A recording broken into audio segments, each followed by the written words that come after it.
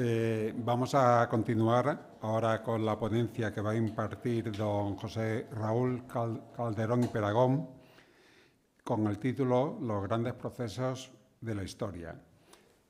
Él ya estuvo hace no mucho tiempo y también comentó sobre el proceso a Jesús, una conferencia muy interesante, y ahora pues también nos va a contar, me imagino, que otros procesos.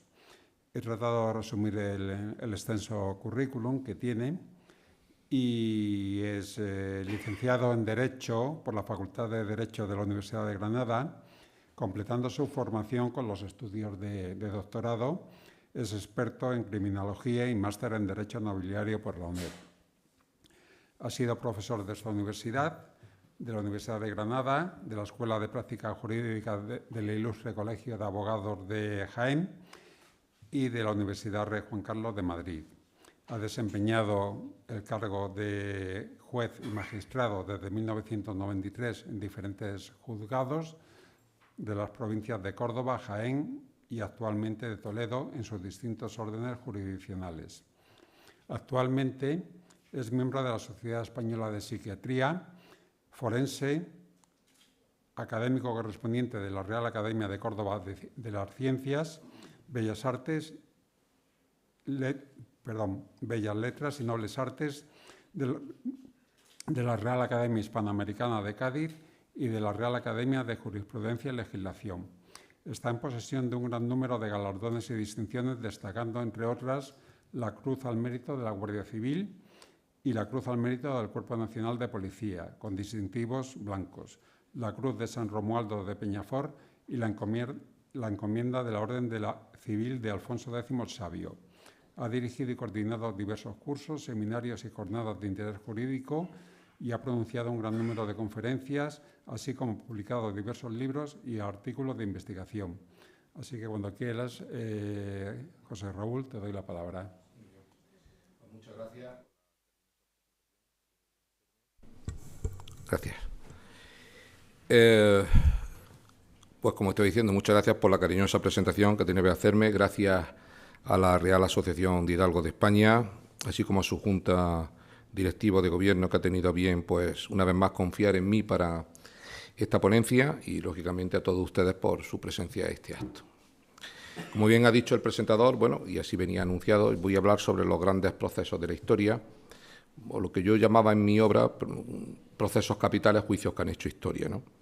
En definitiva, bueno, pues se trata simplemente de esa relación entre historia y justicia para dar un primer paso sobre los principales juicios de la historia, donde la justicia, pues a veces ha brillado con luz propia, ¿no?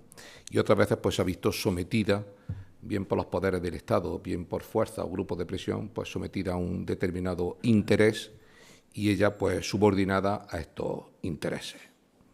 No hace pensar mucho, ¿no?, en este relato que voy a hacer de 20 grandes juicios históricos. Resulta hacer realmente un esfuerzo, ¿no?, porque uno de los principales problemas es decir hasta dónde puede llegar uno teniendo esa referencia en el tiempo y hasta qué último juicio podemos hacer y con cuál empezar, ¿no?, este repaso histórico, ¿no?, y sobre todo en cada época y cómo marcó en un determinado momento ese juicio un punto de inflexión importante, ¿no?, sobre todo por lo que les voy a comentar seguidamente, ¿no? Si vamos a los clásicos, me gustaría empezar, como no, por el juicio a Sócrates, ¿no?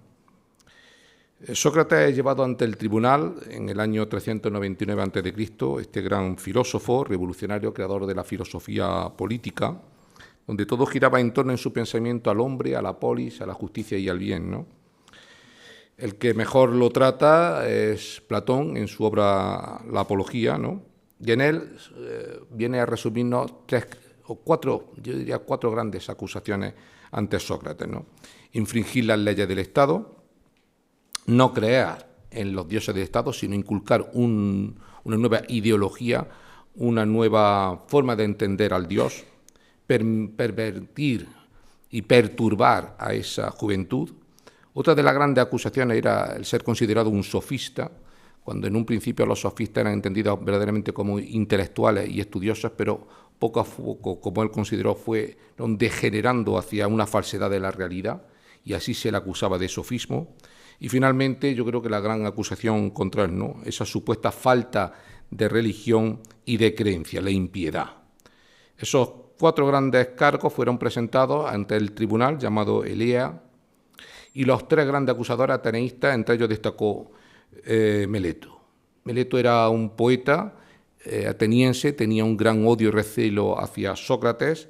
Sócrates lo había criticado en esa poesía y fue el que realmente llevó a que se mantuviera esa fuerte acusación contra él. Ese tribunal colegiado estaba formado por más de 500 miembros, ¿de acuerdo? Y en una primera votación, efectivamente, fue condenado a pena de muerte. Se le consideró culpable de esos 4 grandes cargos, con unos votos que fueron en favor de la condena de muerte de 281 votos frente a los 220, es una diferencia de 61 votos.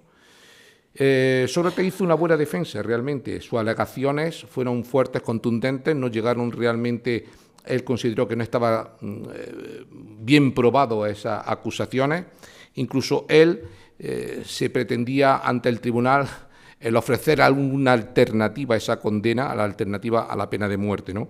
Incluso el pagar alguna multa.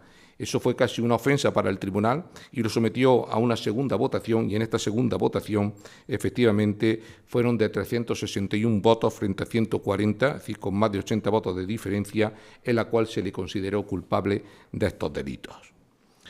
Pasó a estar 30 días en prisión antes de que se ejecutara la sentencia, y durante los cuales pues recibió visitas de familiares, amigos, personas de confianza y de sus criados. Y fue uno de ellos, un esclavo, un criado, el que llegó a esparcir cicuta en una taza, dándosela a beber. Y él terminaría por quitarse la vida antes de que fuera ejecutado a pena de muerte. La cicuta, que era un veneno muy ya utilizado en la antigüedad, que pues afectaba al sistema nervioso, al aparato digestivo y provocaba una muerte prácticamente por asfixia. Y como ya digo, realmente los delitos nunca llegaron realmente a acreditarse, a probarse como para que fuera condenado a pena de muerte. Continuando con los clásicos, hay que hacer un esfuerzo, porque ya digo, son en la época de la historia, voy a dar breves pinceladas para que así nos hagamos una idea en este repaso. Otro grande proceso al que yo considero que es el más influyente en mi estudio, que es el proceso judicial a Jesús, es el juicio a Catilina. En el año 63 a.C., pues tras el fracaso electoral, Catilina quería llegar al consulado romano frente a Cicerón y toda la aristocracia romana, pues perdió en ese proceso electoral, y en el año 65 ante el tribunal fue absuelto de los cargos que se le imputaban, cargos como eran los abusos desmedidos, el atentar precisamente contra esa autoridad romana, con el apoyo incluso de Julio César, ¿no? Meses después, él pretendió nuevamente hacerse con el poder y empezó a instigar, intentando levantar al pueblo y formar hasta un ejército, ¿no? Y fue cuando Cicerón pudo hacerse con unas cartas de Catilina y presentadas ante el Senado. Y de ahí la famosa frase de Cicerón diciendo: «¿Hasta cuándo abusarás de nuestra paciencia, Catilina?». Catilina fue totalmente, en su ejército, fue vencido y decapitado. La cabeza fue llevada a Roma y los instigadores con Catilina finalmente fueron detenidos.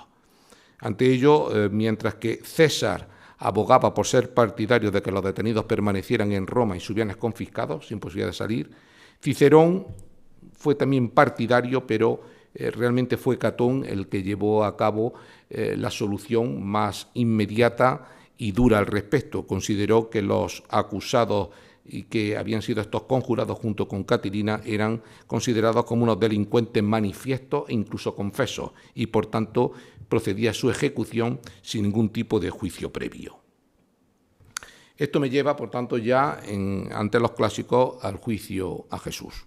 Como bien se ha dicho en mi presentación, en la Cuaresma del año pasado, pues haciéndolo coincidir ya en la proximidad, porque fue la Semana de Pasión, yo pronuncié esa conferencia sobre el proceso judicial a Jesús. En aquel momento, arrancaba prácticamente la misma desde la detención del Galileo. Pero bueno, centrándonos realmente en el doble proceso al que fue sometido Jesús, después de la detención, que sin ninguna duda estuvo detrás Anás, a pesar de que no era el sumo pontífice, era Caifás, su yerno, es puesto ante la autoridad religiosa judía. La primera apreciación de la irregularidad es que no es el Sanedrín en interrogar a Jesús, se pone a disposición de Anás. La suficiente fuerza y potestad que aún mantenía y ostentaba Anás frente al yerno, a Caifás, le hacía que él lo interrogara en primer lugar. Serían aproximadamente entre las pasadas ya la medianoche, 2 de la mañana, cuando es puesto a disposición de Anás en el palacio, hoy iglesia de San Pedro, de estilo bizantino, y le interrogaba a Anás, le interesaba profundamente la doctrina de Jesús, la enseñanza de Jesús, la aplicación de la ley mosaica, el poner en tela de juicio y sobre todo lo que fue la gota que él como ese vaso de Anás, es decir, la expulsión de los mercaderes y los comerciantes del templo, porque era una fuente de ingreso importante para Anás, ¿no?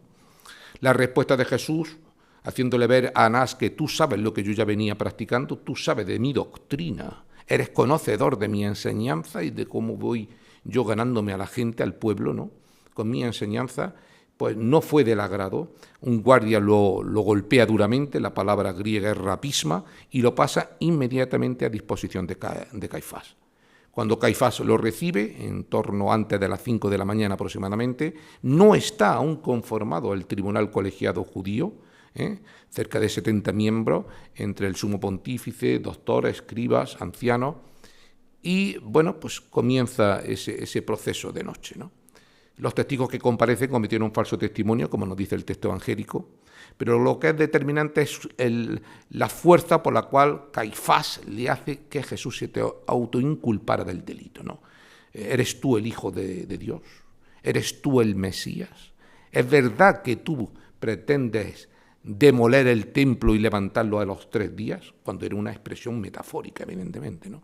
La respuesta de Jesús, tú dices que yo lo soy, ¿no? Eso le llevó ya, por tanto, a que esa autoinculpación la hiciera responsable de un delito de blasfemia. Ahora bien, si hacemos una aplicación, porque en aquel momento el derecho hebreo era un derecho consuetudinario, de viva voz, de costumbre, de tradición oral, pero nada impide a lo que tiempo después sería el Talmud, ese derecho ya codificado hebreo, y como parte de la Mishnah y la Gemara, si nos podemos hacer una idea si efectivamente se cometieron serias irregularidades procesales, haciendo esa aplicación analógica, porque a la vista del Talmud existieron esas irregularidades, lo cual no nos impide que haciendo una traslación en el tiempo en esa aplicación analógica, evidentemente, ese tribunal no estaba totalmente conformado. No se esperó a la luz del día, se le detiene, se le procesa, se le enjuicia y se le condena durante la noche, y se le presenta maniatado. Los testigos que comparecen cometen falso testimonio, y lo más importante, se le autoinculpa de un delito que él no había cometido, como era la blasfemia. Pero esa pena de muerte por blasfemia necesitaba de la confirmación y de la autorización de Roma para ejecutarla. Y que lo que hacen, lo pone el Sanedrín a disposición del prefecto de Roma, en torno a las 6 de la mañana. Cuando llega a la fortaleza Antonia, la sede del pretorio romano, allí comienza este segundo proceso. Realmente un segundo proceso, porque, insisto, necesitaba de la confirmación de Roma. El proceso es el cognitio extra ordinem, el que fue sometido Jesús. En un primer momento el prefecto de Roma no le interesa la acusación, es un delito de blasfemia, un delito de naturaleza religiosa y por tanto menor para lo que yo debo de considerar como prefecto de Roma. No esté atentando contra la autoridad, el Estado de Roma, no, es un blasfemo, con lo cual no me interesa lo más mínimo y lo remite, por tanto, y más aún sabiendo que, según el Sanedrín, venía de haciéndolo desde Galilea. A tratarse de época de la Pascua y en Jerusalén estaba Herodes Antipa y lo remite Herodes Antipa. Herodes Antipa, algo similar a lo que había pasado con Anás, le interesa más que la enseñanza de Jesús, lo que él entendía como una magia, como un mago, todo lo que estaba desarrollando Jesús. Eso de resucitar a los muertos, curar a los enfermos, y pretende del mago Galileo que le demostrara esa magia. Evidentemente, Jesús no responde, guarda silencio. Y Herodes lo remite otra vez, el tetrarca de Galilea lo remite otra vez al procurador romano. Y es cuando yo entiendo en este segundo interrogatorio de esta fase del enjuiciamiento, cuando toma verdaderamente conciencia de qué tiene delante. El Sanedrín lo que hace es que cambia ya la imputación, para que el prefecto conozca, ya no es un blasfemo, ya es un sedicioso. Es una persona que levanta al pueblo, pero es que además es autor o presunto autor de un crimen de lesa majestad, atenta contra la soberanía y el Estado de Roma. No paga tributo al César, es decir, una serie de ilícitos penales lo suficientemente fuertes para que llevaran consigo la pena de muerte. Y es ahí, en ese segundo interrogatorio, verdaderamente el punto de inflexión para que el prefecto tome conciencia. Lo flagela, la flagelación no formó parte nunca de la condena. La flagelación fue no considerada como una verbaratio, como una pena de azote, sino como una coercitio, una tortura con la intención de sonsacarle la verdad al reo. Y con ello incluso la liberación de Barrabás. Él tenía ese ius gladi, ese derecho de espada del prefecto de poder liberar y condenar, de liberar y de absolver. Y eso fue lo que hizo. Y ya en el tercer interrogatorio es cuando realmente, bajo la fuerza de ese Sanedrín, la influencia política, es cuando termina por dictar una sentencia de muerte, a la pena de muerte por crucifixión por un crimen de lesa majestad, de atentar contra la soberanía y el Estado de Roma. El atribuirse realeza, esa realeza de Jesús, es atentar contra la soberanía y el Estado de Roma, lo cual no quiere decir que también fuera también un sedicioso para el prefecto de Roma. Pero realmente lo que más llama poderosamente a decir es que la sentencia que dicta no termina de ser una sentencia lo suficientemente formal que llevara aparejada la pena de muerte, además de lo más importante, la influencia del poder religioso del Sanedrín hacia el prefecto de Roma, que realmente, como un judío más, le daba exactamente igual en ese sentido práctico, ¿no?, del momento, pero se dejó guiar por esa influencia. Con él pasaríamos ya a hablar del juicio al Temple, ¿no? El Concilio de Clermont del 1095 declara la Guerra Santa y tras la toma de Jerusalén en el año 1099, con Hugo de Payens al frente, establece una milicia para defender los santos lugares y el templo. El Concilio de Troyes de 1129 es el que reconoce, por tanto, esta milicia como verdaderamente reflejada, como estos caballeros del Temple, como estos religiosos guerreros.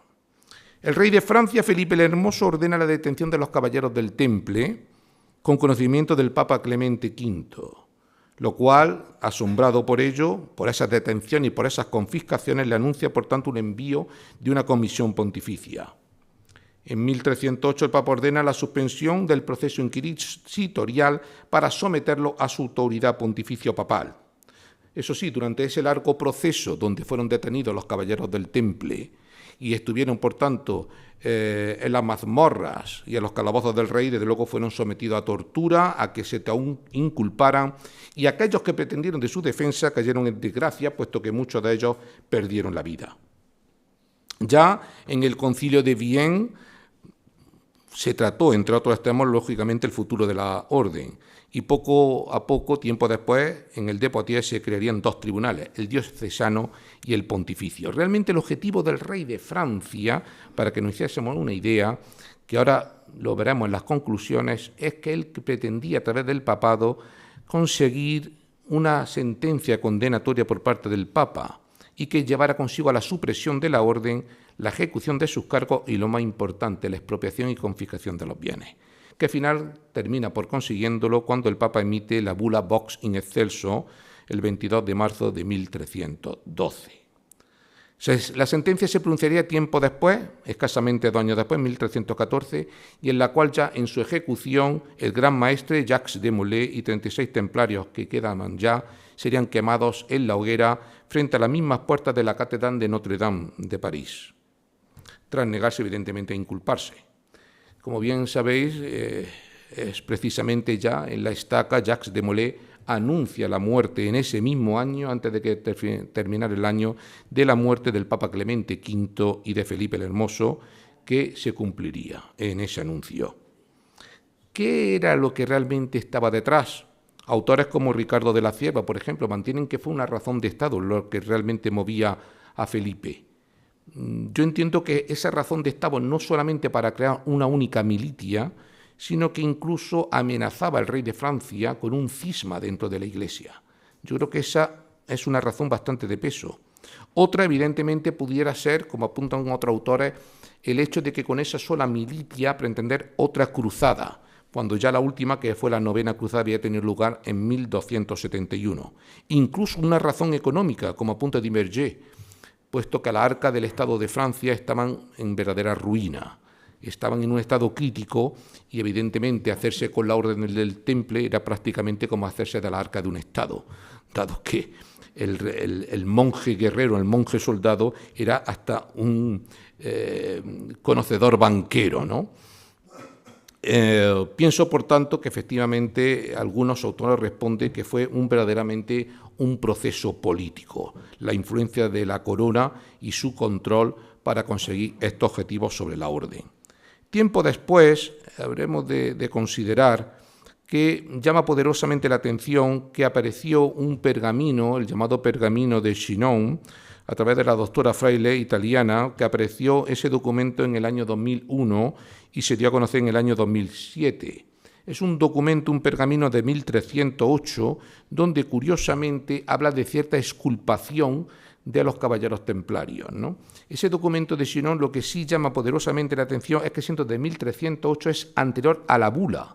Entonces, lo que consideran erróneamente como una sentencia realmente no es una sentencia, es un documento cierto de la exculpación, de esa reflexión del Papa, haciendo ver que no estaban claros los cargos por los cuales el Temple, como eran cargos de herejía, de atentar a Dios, etcétera, la religiosidad, la fe. Entonces, lo que nos hacía dar o de pensar era de su exculpación, pero realmente la bula y la posterior sentencia es muy posterior realmente a ese documento de 1308, ¿no? Que vendría a coincidir precisamente cuando el Papa, sorprendido por las detenciones y confiscaciones del rey de Francia, lo paraliza y ordena que se cree una comisión pontificia. Otro muy similar, donde también por parte del papado, luego veremos, reflexiona, es el juicio a Juan Hus. Maestro de filosofía, sacerdote, predicaba en la Universidad de Praga, donde llegó a ser rector de dicha universidad, pero en la misma y desde ese puesto como rector denunció los abusos de la Iglesia, los pecados eclesiásticos, incluidos los del clero parroquial. Eso hizo que se procediese a la detención del mismo acusado de hereje, y no solamente, sino también de desafiar al propio poder del papado.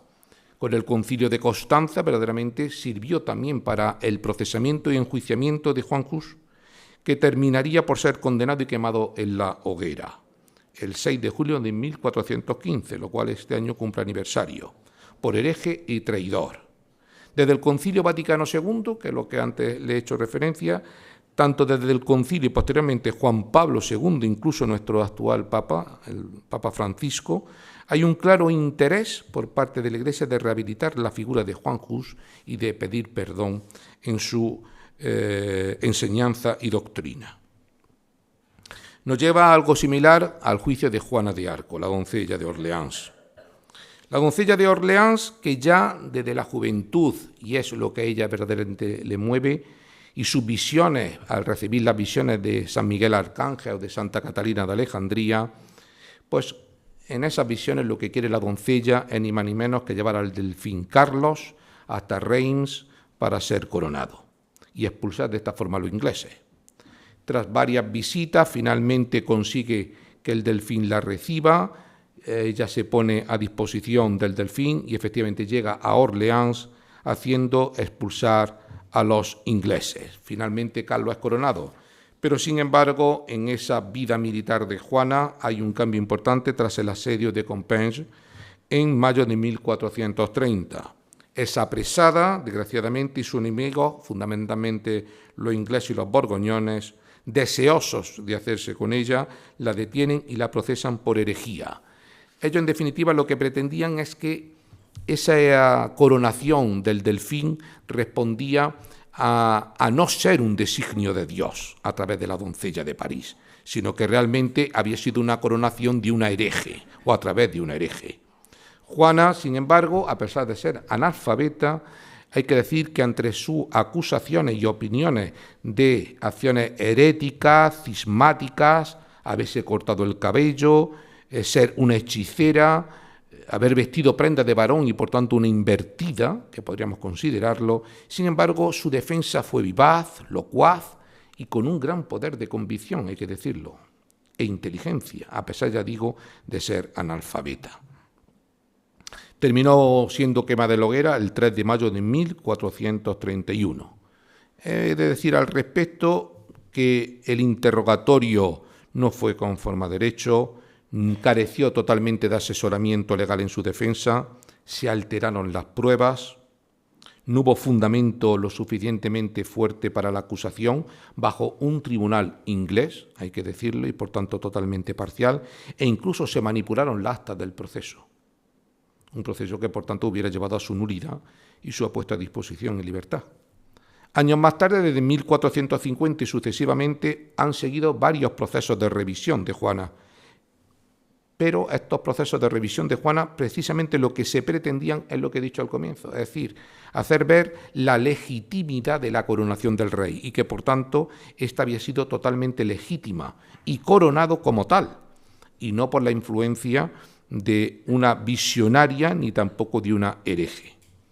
Finalmente, como ya digo, estos procesos de revisión tuvieron, por tanto, éxito ante la Catedral de Notre Dame y de Rouen, donde se declaró nulo el juicio de Juana, tanto por injusto como por engañoso. Yéndonos ahora a lo que a nosotros nos pudiera afectar, también he llamado poderosamente la atención los juicios que yo he llamado de los conquistadores o de los descubridores. Destacaría en tres figuras fundamentales, la del almirante Colón, la de Hernán Cortés y Pizarro, entre otros. En cuanto al almirante, sobre todo tras esa pugna que con el almirante y después con sus sucesores tuvo lugar entre sus sucesores, la familia, los descendientes y la corona. Sobre todo a raíz de la destitución del almirante como virrey y como gobernador general.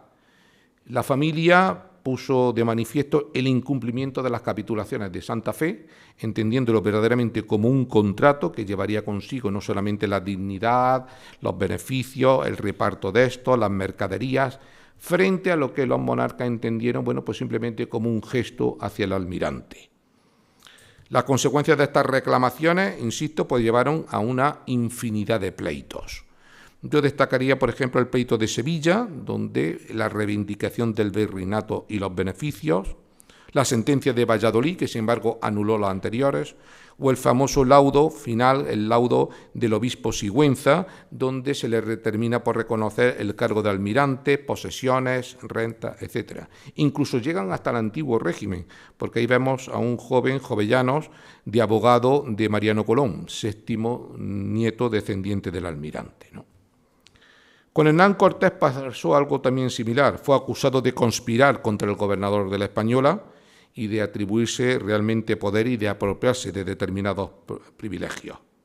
Carlos V intentó recortarle atribuciones y siendo desposeído de títulos y de mayores beneficios. Más tarde, sin embargo, si es cierto, se reconocería el título nobiliario de Marqués del Valle de Oaxaca. Volvió a México, conquistó y exploró la costa del Pacífico y, sin embargo, terminó muriendo sin obtener todo el reconocimiento de sus reclamaciones. Como anécdota, a lo que realmente toda la labor que hizo Hernán Cortés, es famosa la anécdota cuando se presenta delante del emperador y éste le pregunta quién es. Y Hernán le contesta, pues el hombre que le ha dado majestad más provincias que ciudades de su antepasado. Me parece curiosa la respuesta del conquistador, ¿no?, del descubridor. O la de Pizarro, ¿no?, donde igualmente se enfrenta frente a la actuación y la política del que había sido hasta entonces su amigo de conquista y de descubrimiento, ¿no?, del gobernador de la Nueva Toledo, Almagro. Ambos esgrimían sus respectivos derechos, pero la pugna se centró en los territorios, en la tutela y en la administración de Cuzco. Ese conflicto terminaría a través de un árbitro religioso, donde efectivamente la autoridad religiosa le daría la razón a Pizarro. No contentó a Almagro con ello, pues se levantó en armas y dio lugar prácticamente a una guerra civil, en la que el gobernador pues resultó muerto. Tiempo después, él se lamentó profundamente, entró casi en una depresión, el pobre Pizarro. Sin embargo, el hijo de Almagro, llamado el Mozo, pues no se resistió y se vengó de su muerte, dando, por tanto, muerte a Pizarro, que cuenta la anécdota que la sangre derramada en su muerte llegó a trazar una cruz en el suelo y murió besándola. El juicio a Tomás Moro. Tomás Moro, filósofo, jurista, diplomático, hombre de Estado, miembro del Parlamento inglés, Lord Canciller y, por tanto, mano derecha de Enrique VIII, con el que tuvo desde el momento en que ya el matrimonio con Catalina de Aragón ya hacía aguas, por así decirlo, por las cuestiones del divorcio y, por supuesto, el cisma que llevó con la Iglesia de Roma le hicieron ver el que no apoyara al monarca como jefe de la Iglesia de Inglaterra. Terminó siendo acusado, por tanto, de alta traición y conducido a la Torre de Londres. Allí compareció ante los tribunales acusado de alta traición y finalmente, objeto de una sentencia condenatoria y, por tanto, condenado a pena de muerte por decapitación el 6 de julio de 1535, con lo cual este año también cumple aniversario. La anécdota es que una vez en el cadalso, Tomás Moro llegó a pronunciar diciendo: «Muero siendo un buen servidor del rey, pero primero de Dios». El juicio a Miguel Servet también me llamó poderosamente la atención, secretario del confesor de Carlos V, de Fray Juan de Quintana. Se instaló en Basilea con la intención de plasmar sus opiniones, su doctrina y de su obra que, por cierto, es la que terminaría llevándole a la muerte, puesto que él negaba el dogma de la Santísima Trinidad, a la cual la calificaba de una forma un poco dura, ¿no? El monstruo de tres cabezas. En 1553 publicó su obra, donde atacaba por igual tanto a católicos como a reformadores, sobre el hecho de haberse falseado la doctrina del cristianismo primitivo y, por tanto, se enfrentaba directamente a Calvino, del cual, incluso en el momento mismo de su muerte, alegaba que Calvino debería de haber sido también detenido y juzgado. Intentó escapar en un primer momento, pero sin embargo, tiempo después sería detenido. Se le procesó por hereje y por blasfemo, y terminó también por morir en la hoguera junto a un ejemplar de su obra. Todo este relato de herejes, todo este relato de cismas, pues me llevaron en un determinado momento también a hablar otro aspecto, no quizás tanto en la herejía, pero sí dando un salto más allá de la herejía, y me llevó a los procesos sobre la brujería, ¿no? En España no se dio tanta importancia a los procesos de brujería como en el resto de Europa, especialmente Francia, Inglaterra o Alemania. Aquí más la Inquisición, hemos de decir que estaba más preocupada por cuestiones dogmáticas y heréticas que realmente por las brujas.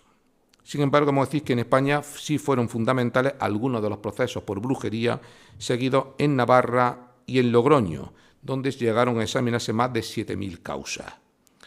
Entre ellas, algunas que se prolongaron en el tiempo hasta 1781 aproximadamente, y pudieron ejecutarse alrededor de un centenar de autores, por tanto, de esta brujería. Una brujería que en España, a diferencia, ya digo, del resto del centro de Europa, estaba más centrada en uso de filtros, bebidas, sortilegios. Incluso, ya digo, eso llevado a que no fuera la competencia del Tribunal de la Inquisición, sino remitirlo a tribunales más de naturaleza secular. Se respondía con la pena de muerte en la hoguera y con un matiz, precisamente, y es que me llamaba poderosamente la atención que cuando se pusieran el estaque de la hoguera, la leña era más bien de una naturaleza, más concretamente verde, por así decirlo, para que se prolongara más el suplicio y el sufrimiento, ¿no? A excepción de Inglaterra, por ejemplo, donde las brujas eran ahorcadas, o bien con otra pena más alternativa que era azote, destierro o cadena perpetua. Volviendo en ese pequeño paréntesis a lo que se consideraron aún todavía herejes para la autoridad religiosa, he señalado dos juicios que también me llamaron poderosamente la atención, ¿no? El juicio a Fray Luis de León, donde yo destacaría por encima de todo no solo ya el abuso que se hizo por parte de la otra orden religiosa, que fue la recelosa de él, pero sobre todo lo que hoy hubiera sido, sin lugar a duda, una auténtica dilación indebida, con un proceso en una instrucción que duró más de 5 años, ¿no? Y que le hizo caer prácticamente en una depresión junto al juicio a Galileo. En cuanto a Fray Luis de León, pues efectivamente frases pronunciadas por Fray Luis de León en la Universidad de Salamanca, así como la traducción de algunos textos bíblicos, pues le llevaron a que su nombre ya sonase ante el inquisidor en Salamanca y que se instruyera un proceso por esas traducciones y esas frases ciertamente atrevidas o heréticas. Fue detenido a la salida de clase de la universidad y conducido ante la prisión de Valladolid.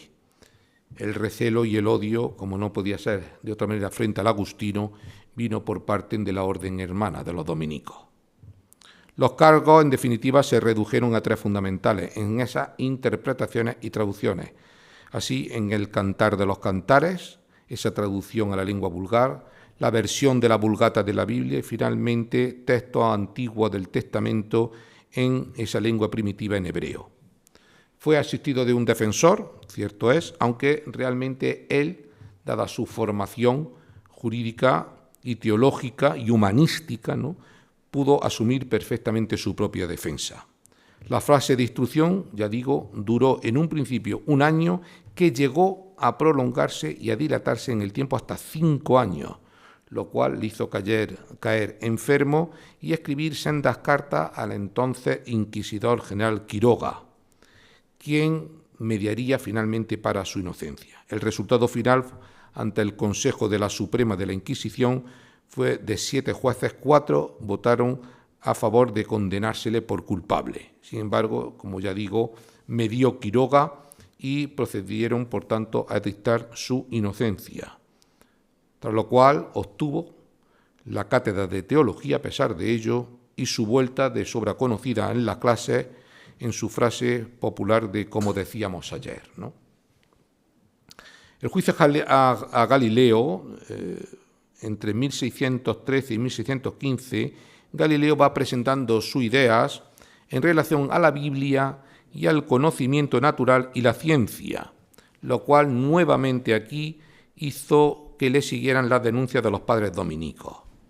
En 1630 publicó su obra El Diálogo, sin permiso de la autoridad eclesiástica, y sobre todo en su otro aspecto destacado, ¿no?, y es que seguía en el mismo defendiendo la doctrina copernicana, como la Tierra y el resto de planetas giraba alrededor del Sol. Ante ello se le cita ante el tribunal, celebrándose 2 audiencias, en las que se ponía de manifiesto la prohibición de esa obra que se había publicado sin la debida licencia y autorización eclesiástica y la creencia errónea que le permitiera el tratamiento de esa doctrina de Copérnico.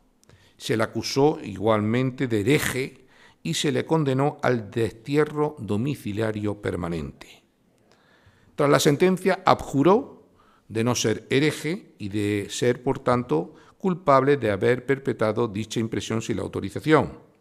Pero, sin embargo, después de abjurar, dijo en ese italiano «Eppure si muove», y sin embargo se mueve. Él nunca llegó, se reafirmó en la doctrina copernicana, ¿no? Murió prácticamente ciego y sordo en 1642 y fue enterrado en la iglesia de la Santa Croce de Florencia.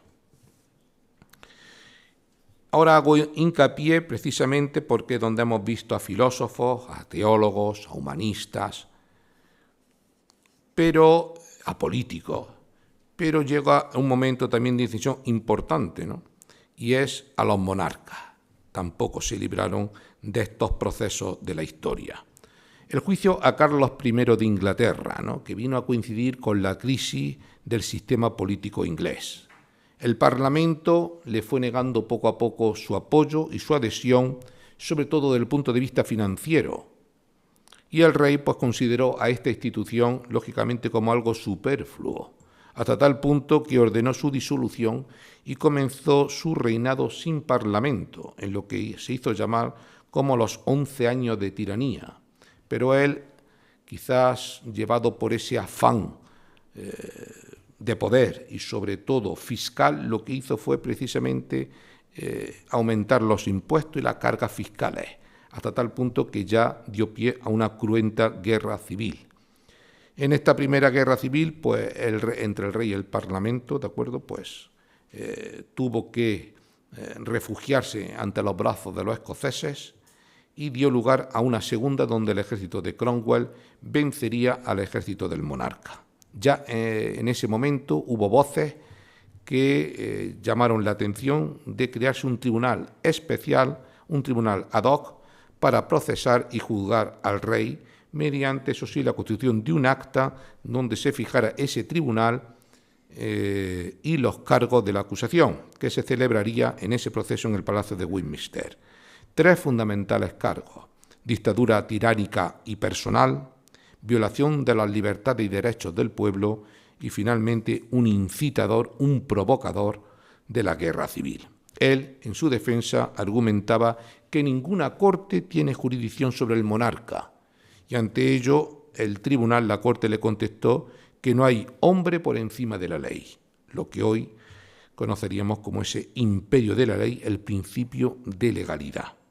Terminó por ser condenado a pena de muerte por decapitación, y allí, en el cadalso, el rey, como anécdota, pidió 2 camisas, diciendo que no querían que me vieran temblando ni siquiera de frío. El juicio a Luis XVI. Con la constitución de la Asamblea Nacional, la posición del rey realmente y de la familia del rey cada día se hace más difícil, más insegura. Ya en el verano de 1791, el rey abandona junto con la familia la capital francesa y poco tiempo después, el 22 de junio de ese año, son localizados y enviados nuevamente a París, donde permanecerían en las Tullerías. Meses más tarde se decide la destitución provisional del rey y en la elección de una nueva representación del pueblo en la institución de la Convención Nacional. El ministro presenta ante la Convención lo que viene siendo para mí determinante en el proceso del monarca, y es la aparición de una serie de documentos muy comprometedores entre el rey y banqueros, entre el rey y sus consejeros y los ministros.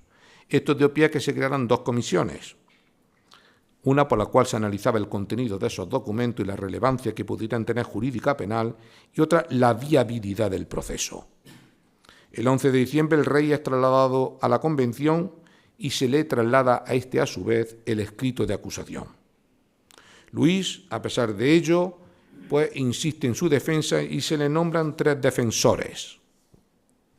Tras más de un mes de sesiones de juicio, deliberaciones y votaciones, en las cuales hubo 250, por tanto, en esas que fallaron a favor, 361 votos a favor frente a los 251, en los cuales pedían, por tanto, la condena del monarca. Y el 21 de enero de 1793 se ejecutaba al rey por atentar contra la libertad pública y la alta traición. Se le procedería, por tanto, a la guillotina en la Plaza de la Concordia. Pocos meses después, el 14 de agosto de 1793, comenzaba el juicio a María Antonieta ante este tribunal revolucionario, que, al igual que el anterior, dada la escasez de tiempo, ni guardó todas las formalidades procesales, ni tampoco para su defensa de su abogado, a pesar de sus reiterados intentos de fuga. El amor, ese insaciable a la ropa, al lujo, las joyas, las apuestas, las fiestas y todo tipo de placer de María Antonieta, unida a la alta traición con el enemigo austriaco, pues creó todo un expediente cargado de acusaciones que, eso sí, fue instruido con prisa y sin formalismo alguno. El proceso duró tan solo 2 días y los defensores prácticamente no tuvieron tiempo de articular una buena defensa. A pesar de ello, el 16 de octubre intentó fugarse en un carruaje y fue sorprendida, detenida y finalmente guillotinada. Como bien sabe, el cuerpo reposa junto al de Luis en Saint-Denis. Junto con ello, y ya acercándonos en un aspecto interesante y sobre todo en el foro en el que me encuentra, pues igual que me pasó con los juicios de brujería, pues también entendía yo que había unos juicios que iban más allá de unos tribunales formales conforme a la ley, ¿no? Y me hicieron, por tanto, estudiar paralelamente al tribunal del cierto formalismo legal a un tribunal de caballeros, por así decirlo, ¿no? Y estudié los juicios de honor, es decir, cuando el duelo se convirtió en la única salida para aquellas cuestiones en las que la reputación, la fama, la honra o la dignidad estaban en juego o eran atacadas, especialmente desarrollado a lo largo con ese romanticismo del siglo XIX. Los tratados sobre el duelo se fueron extendiendo por toda Europa, pero si aquí hubiera que llamar la atención de alguno importante, yo sobre todo citaría la obra referente que es Lance entre caballeros del Marqués de Cabrillana del Monte. Es sin lugar a dudas la mejor obra relativa al duelo. En esa obra se define lo que habría de entenderse para el duelista como ofensa, privilegio del ofendido, las excepciones, las exclusiones, los padrinos, el acta con los detalles del duelo, los tipos de duelo, a espada o a pistola, el lugar del duelo, incluso hasta la vestimenta, ¿no?, que habría de llevarse para el duelo, un director del duelo y el acta que se levantaría el duelo, ¿no? Desde los reyes católicos y posteriormente, incluso después con Felipe V, pues no estuvieron permitidos los duelos. Incluso llegó a tipificarse como un ilícito penal en el Código de 1805 y los siguientes cuerpos normativos, pero al margen de la ley, aún así, sí se hicieron este tipo de juicios de honor para limpiar esa honra. Yo, a modo de ilustración, pues me he permitido destacar, porque bueno, fueron el objeto de mi trabajo y de mi estudio, muchos otros, pero bueno, quizás por la relevancia sobre todo del personaje o de los personajes, me he permitido citar pues un par de ellos, ¿no? Uno que me llamó mucho la atención fue la del Marqués de Picman y el Capitán Paredes. Bueno, pues el Marqués de Picman, yo hasta donde he podido averiguar, ¿no?, sobre todo por descendientes del Marqués de Picman, pues razones infundadas, quizás falsas infidelidades.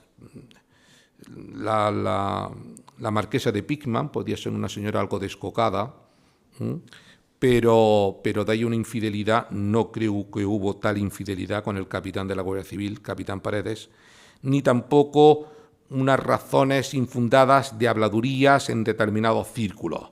Lo que sí es cierto es que el Marqués de Picman, quizás un poco atrevido, pues se dejó llevar por el impulso, pienso yo, y en pleno Teatro Cervantes de Sevilla, pues abofeteó al capitán Paredes.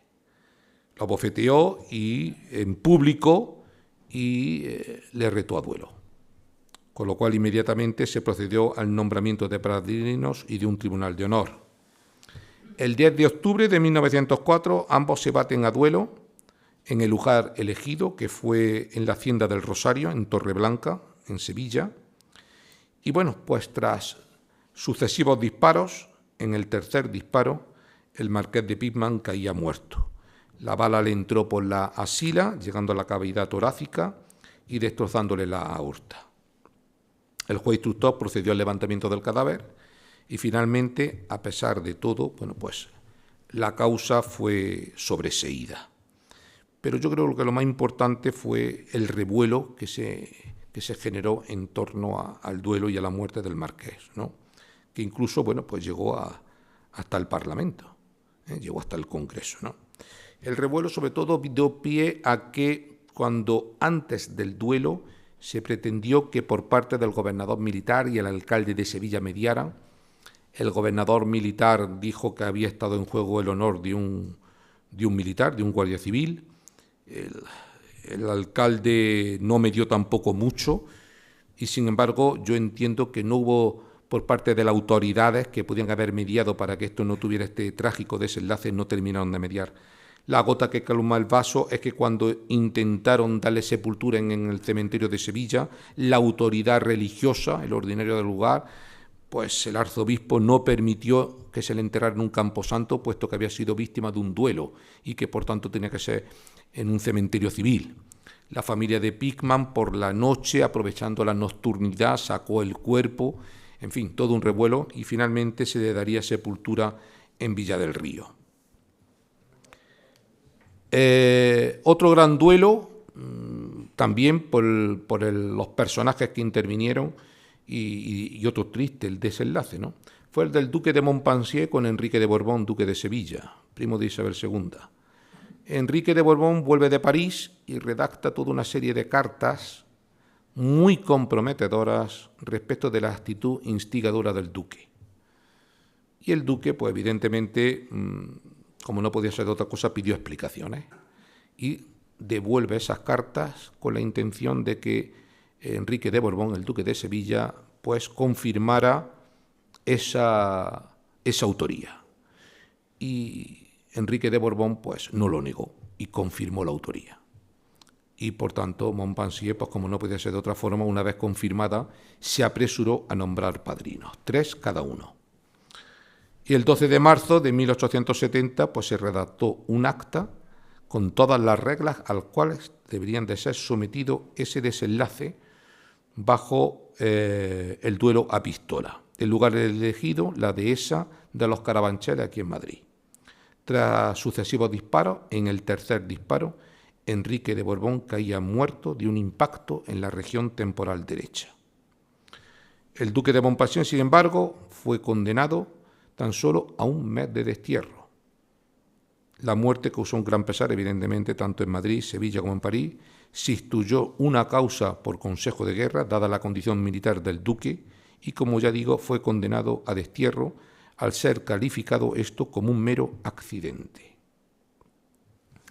Dando un salto en el tiempo, nos centramos ya en este siglo pasado, siglo XX, en un juicio, sobre todo creo que importante, porque ahí también se vio una cierta manipulación y que luego, pues lo que nunca te puedes llegar a imaginar, ¿no? Luego ya con el tiempo, aquellos que juzgaron luego fueron juzgados, ¿no?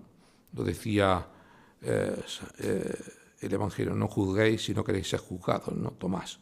Pues, Mateo, el juicio por el incendio del Reichstag, ¿no? En el año 33, un mes después de que Hitler sube al poder, pues el Reichstag, el lugar del Parlamento, sufre un incendio y tras las primeras investigaciones es detenido el anarquista Marinus van der Lubbe. El Partido Nacional Socialista nunca creyó que la actuación fuera individual por parte de este anarquista, culpando al Partido Comunista de estar detrás en la sombra.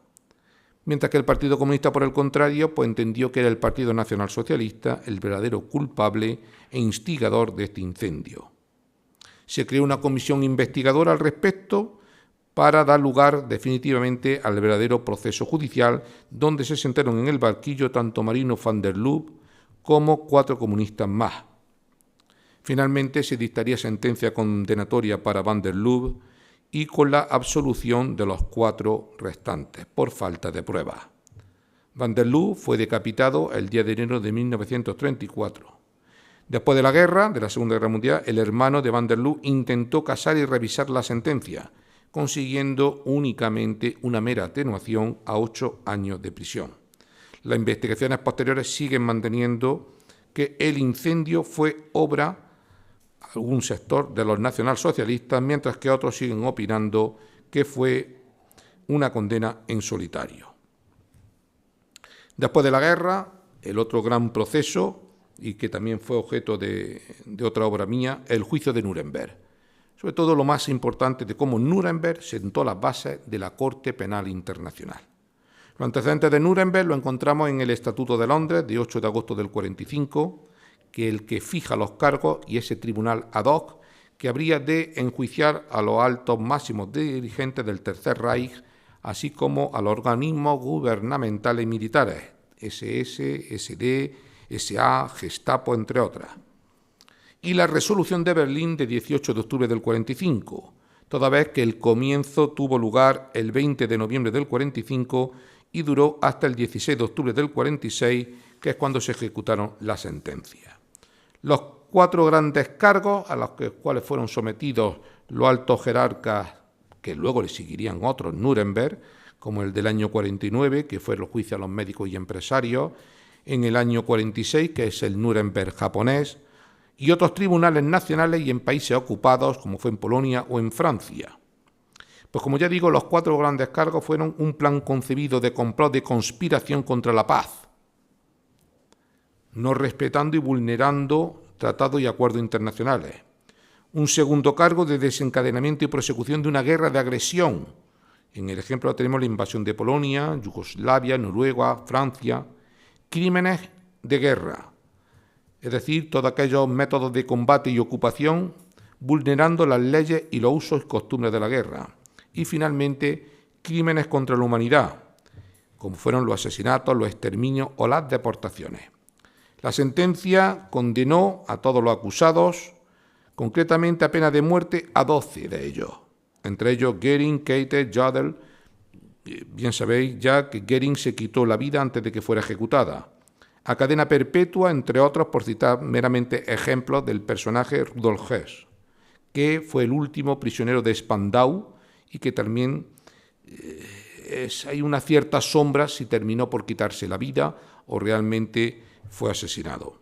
A 20 años de prisión, Albert Speer, el ministro de Armamento e Industria. 15 años de prisión, por ejemplo, von Neura. 10 años de prisión, Karl Dönitz. Y finalmente al suelto, von Papen. El recurso de apelación o de petición de gracia ante el Consejo Aliado de Control, formulada por 11 de los acusados, fue desestimado. Sí me llama poderosamente la atención en este juicio los argumentos utilizados por la defensa. Ellos entendían que se había creado un tribunal ad hoc al efecto y que ese tribunal ad hoc pues era un tribunal que ellos no reconocían porque entendían que deberían de haber sido sometidos a un tribunal alemán. Por contra, el tribunal consideró que no, que Alemania había perdido toda soberanía. Luego entendió también la defensa, sin embargo, la aplicación de la irretroactividad de la ley, es decir, cómo se había, por tanto, aplicar o intentar aplicar una ley al momento en que sucedieron los hechos, cuando no estaba eso vigente, el hecho, para la aplicación de la ley en ese momento. El tribunal también entendió que estábamos ante un derecho internacional humanitario, un derecho de gente y que, por tanto, sí podía serle aplicado. O, por ejemplo, cumplir órdenes de un superior. Esto fue tratado luego, tiempo después, con el juicio que se celebró en Israel de Adolf Eichmann, cuando fue detenido por el Mossad en Argentina y llevado a Israel, fue juzgado. Ahí la periodista Anna Arendt lo hizo muy bien, porque habló de la banalidad del mal, un concepto muy interesante, ¿no? Porque si bien Adolf Eichmann era un mero burócrata, nadie podía pensar que Adolf Eichmann podía ser el responsable de la solución final o como una pieza de ese engranaje. Ella, la banalidad del mal lo centraba en que el mero burócrata lo único que hace es cumplir en el sentido de una pieza de ese engranaje. Un carnicero, un panadero, un lechero, nadie puede pensar que pueda ser realmente un asesino en masa. Él simplemente, por inercia, se convierte en una pieza de engranaje de una máquina de matar. Y esa es esa banalidad del mal, ¿no? Finalmente fueron desestimados todos los argumentos. Sí prosperó, curiosamente hoy lo estaba hablando con un compañero del juzgado, sí precisamente prosperó ese argumento porque la Unión Soviética, el tribunal que está formado por las 4 grandes potencias aliadas, la Unión Soviética pretendía que entre otros cargos, meterle en que los crímenes contra la guerra o la humanidad, el famoso asesinatos que se cometieron en el bosque de Katyn, en Polonia. Y la defensa de Göring pudo demostrar que los alemanes, los nazis, no habían sido los autores de esa cantidad de crímenes que tuvieron lugar ante los oficiales polacos, sino que fueron los verdaderos, los soviéticos, los autores de los crímenes en el bosque de Katyn. Los principios de Nuremberg fueron recogidos por la Asamblea General de Naciones Unidas, que pretendió desde entonces que se creara un estatuto de Tribunal Penal Internacional. Finalmente dio eso la luz cuando la Asamblea General decidió en el año 98 la celebración de una conferencia diplomática de plenipotenciarios que establecería la Corte Penal Internacional en Roma. Fue firmado por España en el año 2000 y entró este tribunal en vigor el 1 de julio del 2002 y que actualmente la Corte Penal Internacional, ya saben de sobra cómo está funcionando hoy día allí en La Haya. Eso no impidió para que luego se crearan otros tribunales ad hoc en la Yugoslavia, Ruanda o Sierra Leona, y esta primera en Yugoslavia, el tribunal de la antigua Yugoslavia, ser juzgado Milosevic o Karachi. Y termino con 2 procesos últimos ya, no quiero prolongarme más, con cierta, digamos, perspectiva en el tiempo, ¿no? Por todo lo que significaron tanto en nuestro país como en el país vecino Italia. El primero es el proceso o el juicio a Burgos. Tras los asesinatos, entre otros, de Melitón Manzanas, que era entonces jefe de la Brigada de Policía en San Sebastián, o el del agente de la Guardia Civil José Pardine, dio lugar a un estado de excepción en Vascongadas. La detención en abril del 69 de varios miembros de la cúpula de ETA determinó la formación del sumario 31/69. Se pretendió por parte de la defensa que la vista se celebrara a puerta abierta y se concedió. De igual manera, también se pretendió por la defensa que la competencia fuera atribuida a la jurisdicción ordinaria, pero esa pretensión fue finalmente desestimada por la Sala Segunda del Tribunal Supremo, tras una primera desestimación por parte de la Audiencia Provincial de San Sebastián. Las vistas tuvieron lugar entre el 3 y el 9 de diciembre de 1970, como sabrán, con gran revuelo, y 18 días de deliberación. Durante el proceso a Burgos tuvieron lugar, evidentemente, gran número de huelgas, manifestaciones, tanto a nivel nacional como internacional. Y en el banquillo del acusado se sentaron 16 acusados, entre ellos 3 mujeres y 2 sacerdotes. Las penas solicitadas por la acusación fueron de 6 penas de muerte y un total de más de 700 años de prisión. El 27 de diciembre de 1970 se terminaría por dictar la sentencia y se elevó a 9 penas de muerte, es decir, 3 más de 500 años de prisión y multas superiores a los 6 millones de pesetas. Al poco tiempo, la sentencia, por tanto, el capitán general de la Sexta Región Militar de Burgos, Tomás García Rebull, confirmó la sentencia y esta fue elevada al jefe del Estado. Al final, como bien saben, las penas de muerte fueron conmutadas por otras, por el Consejo de Ministros, entonces, por penas inferiores en grado. Y en 1977 los condenados se beneficiarían finalmente a la amnistía por parte del entonces presidente del Gobierno, Adolfo Suárez. Y termino, pues, con el juicio a la Brigada Roja en Italia. Entre 1975 y 1976, la policía italiana intensifica su cerco sobre la Brigada Roja y procede a la detención de un gran número de sus miembros, entre ellos uno de sus principales cabezas, que era Renato Curcio. Entre marzo y junio de 1978, en la Corte Penal de Turín se juzgaba a 52 miembros de la Brigada Roja, entre ellos a este dirigente. Mientras tanto, en tales fechas se producían 2 hechos importantes. El primero, el asesinato del juez Francesco Coco en su domicilio en Génova, a igual que también se intentó asesinar al presidente del tribunal, pero del que sí se consiguió fue la muerte del abogado del Consejo de Turín encargado de designar la defensa, que también fue asesinado. Y el otro gran momento, al inicio del juicio, fue el secuestro de Aldo Moro, presidente de Democracia Cristiana, puesto que la Brigada Roja siempre vieron a él como un representante del Estado. Los terroristas intentaron canjear al secuestrado por 13 presos terroristas, pero desgraciadamente, como bien saben, después de 56 días de secuestro, un 9 de mayo de 1978, Aldo Moro, desgraciadamente, apareció asesinado en el centro de Roma con 11 disparos en un vehículo. Tras el proceso, el líder de la banda terrorista, Renato Curcio, fue condenado a 12 años de prisión y al cual le seguirían posteriores sentencias por insurrección contra el Estado. Termino a modo de reflexión con una cita del magistrado Giancarlo Caselli, que decía que con estos procesos la sociedad llegó a entender que el terrorismo era ciertamente un peligro no solo para las vicisitudes especialmente que estamos viviendo, sino también para la propia supervivencia de la democracia. Pues muchas gracias y he dicho.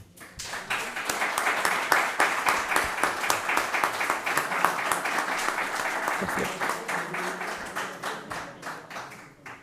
Muchas gracias, Raúl, por tu exposición. Gracias. Ha sido magnífica, me ha encantado, y además el periodo tan enorme temporal que cubre, desde los griegos hasta ahora. Y bueno, pues no sé si hay alguna pregunta que queráis hacerle. Sí. A ver. Hola. Espera, que falta el micrófono para que se oiga. Sí, hola. En primer lugar, felicitarte, Raúl. Siempre es un placer escucharte. Pero me has dejado aquí con lo último que has dicho con el Tribunal Internacional y con esto de la democracia. Sí. ¿Cómo ves tú la situación actual y hacia dónde vamos? Ahí dejo eso. Porque claro, si te condenan y luego acabas presidiendo un país y quitas a todos los que te molestas, ¿esto se puede solucionar? ¿Tú como juez nos puedes dar algún consejito? Gracias. Bueno. Pues mira, si me lo permiten o me lo permitís, ¿vale? Yo lo que sacaría realmente de todo este largo proceso, como ha dicho Manuel, por etapas, ¿no? Es que efectivamente haces una reflexión en el momento histórico, haces una reflexión un poco orientada con la pregunta de cómo determinados poderes e influencias inciden sobre la justicia. Otras veces brilla con luz propia, ahí lo tiene el ejemplo del terrorismo. El Estado no cedió y fueron condenados. Y luego, bueno, pues te das cuenta en otros momentos en la historia en que, y llevado al momento actual, pues me quedo con la frase que le dice la Corte a Carlos I, ¿no? Es decir, usted dirá que no hay corte para un monarca, la Corte no está no hay ley por encima. Y lo que le contesta, no, perdone, pero el imperio de la ley. El imperio de la ley, ese principio de legalidad, ¿no? Hoy día, pues, es cierto, no se está viviendo un momento, o estamos viendo un momento un poco convulso. Todos los días son noticias de marcado carácter jurídico y judicial. Y bueno, pues creo que se está aplicando la ley. Es lo que yo pienso, que se está aplicando la ley. Y donde hay que respetar ese principio de legalidad y el imperio de la ley, ¿no?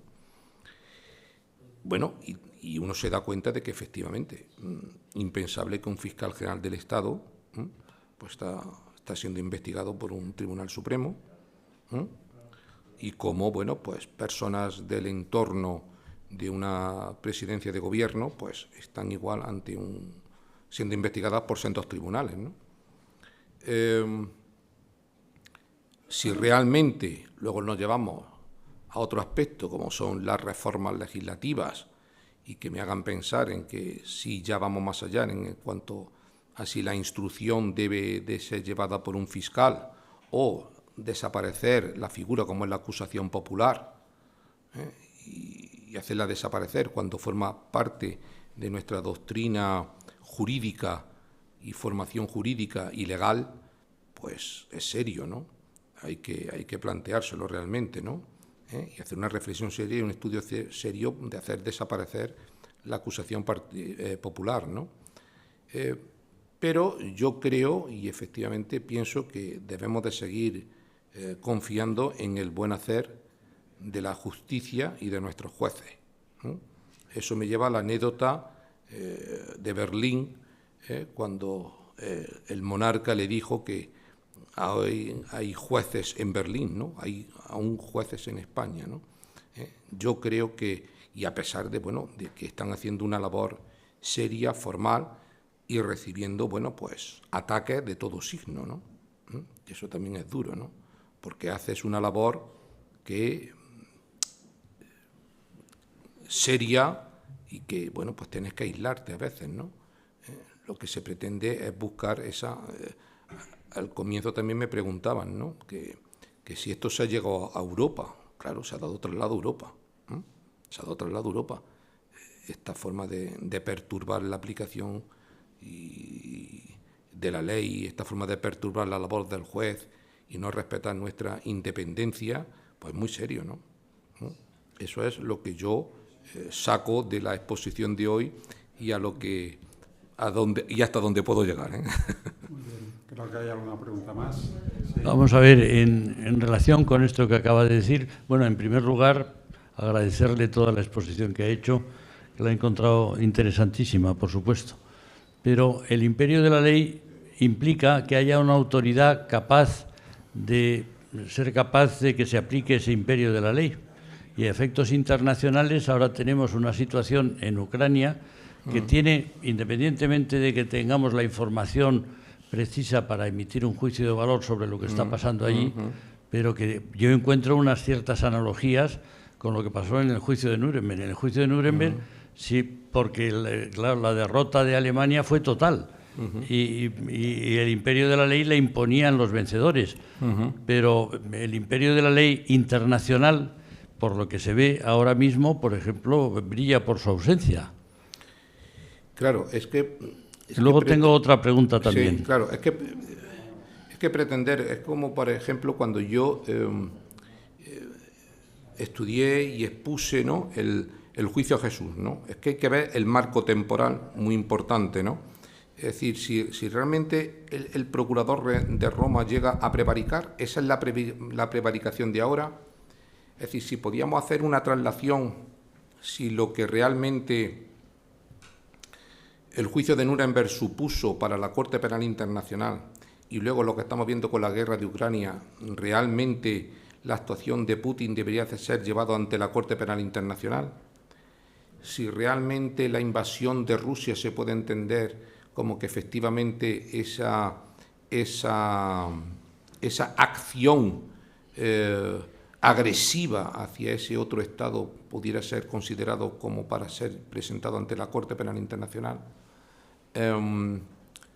Si la solución que se pretende ahora por un tercero como Estados Unidos, mediar para sentar a Rusia y decir que el responsable u otra fuerza u otra presión, ahora resulta que no es Rusia, sino que realmente fue Ucrania, ¿se está respetando ese derecho internacional?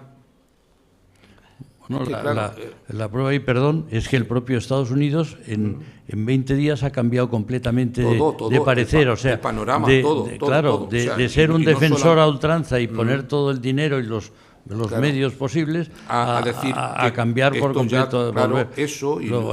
Y con Gaza, por ejemplo, ¿no?, y con los aranceles, por ejemplo, también ha cambiado totalmente. Yo me refiero a la guerra, vamos a ver. Y luego el otro aspecto que ha aludido... Es difícil. El contexto, el traer Nuremberg a esa aplicación y verlo efectivamente como uno de esos cargos y puntos que centraron ese estatuto de Londres y que ese estatuto fueron luego la base de esas 4 grandes acusaciones y verlo realmente como una guerra de agresión y llevarlo...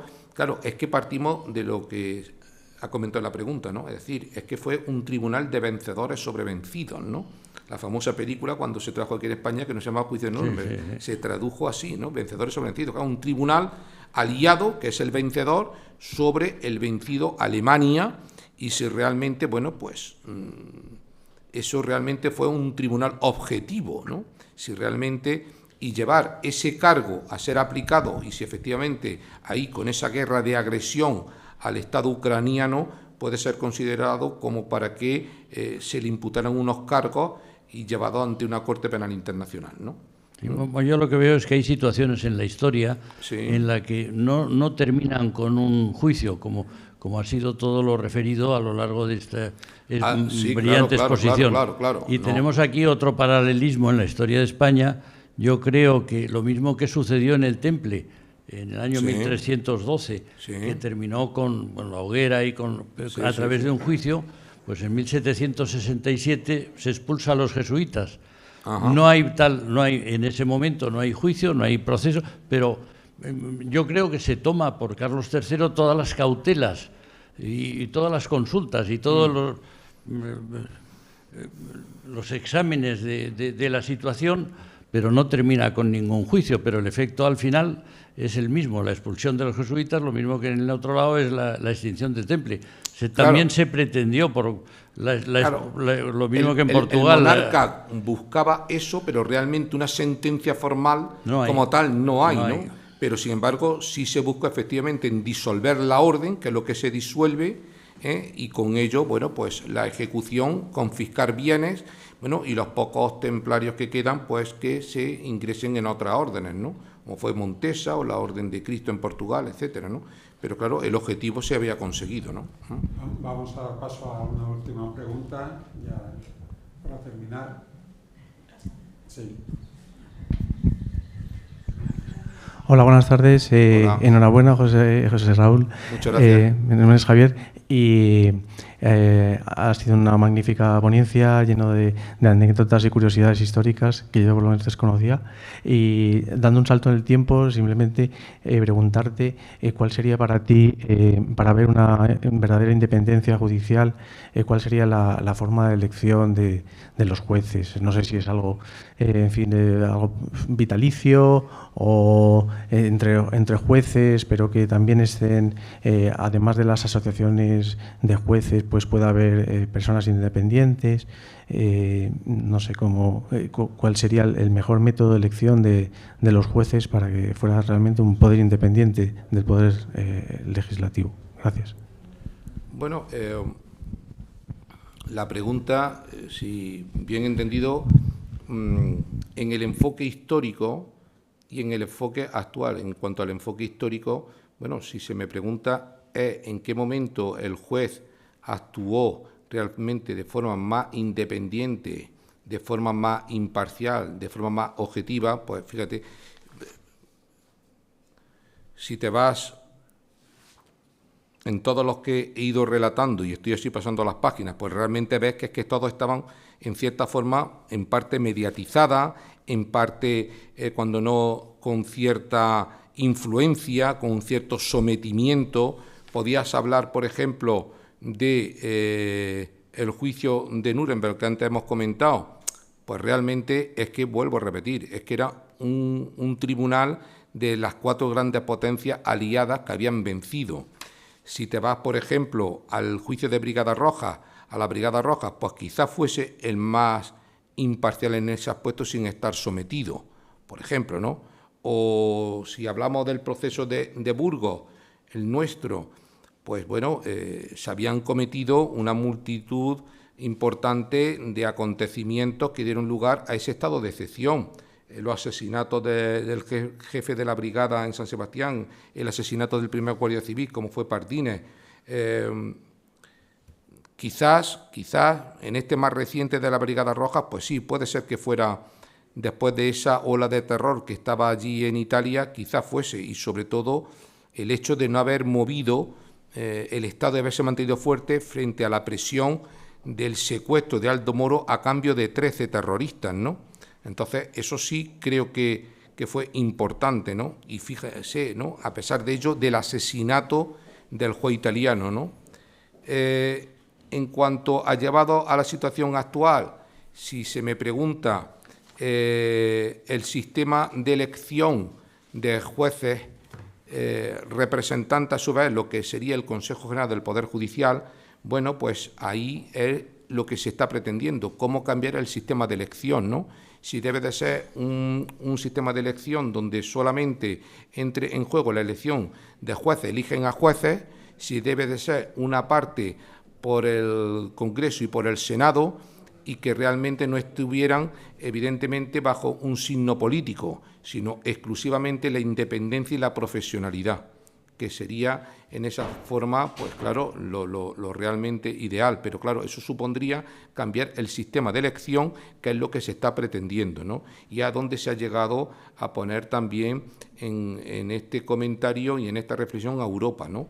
Y que efectivamente pues sea un ejemplo para que de esta forma el sistema de elección fuera eso, buscando totalmente la objetividad y la imparcialidad, ¿no?